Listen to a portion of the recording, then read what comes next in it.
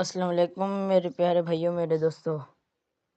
ایک بار دو دوست صحرا سے گزر رہے تھے۔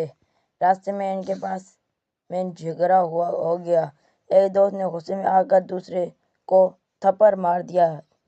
جسے تھپڑ لگا اس نے کچھ نہ کہا، بس ریت پر لکھ دیا، آج میرے سب سے اچھے دوست نے مجھے تھپڑ مارا۔ پھر وہ آگے بڑھا۔ کچھ دیر بعد وہ ایک نخلستان پانی کا چشمہ پر پہنچے۔ جس دو دوست کو تھپڑ لگا تھا وہ پانی میں گر گیا۔ دوسرے دوست نے فوراً اسے بچا لیا۔ اب جب اسے بچایا گیا اس نے ایک پتھر پر لکھا، آج میرے سب سے اچھے دوست نے میری جان بچائی۔ دوسرے دوست نے حیرانی سے پوچھا، جب میں نے تمہیں تھپڑ مارا تو تم نے ریت پر لکھا، اور اب جب میں نے تمہیں بچایا تو پتھر پر کیوں لکھا؟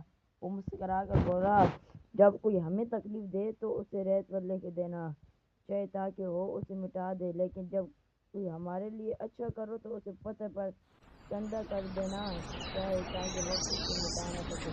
سبق دوستوں کی غلطیوں کو بھول جاؤ مگر ان کی اپنے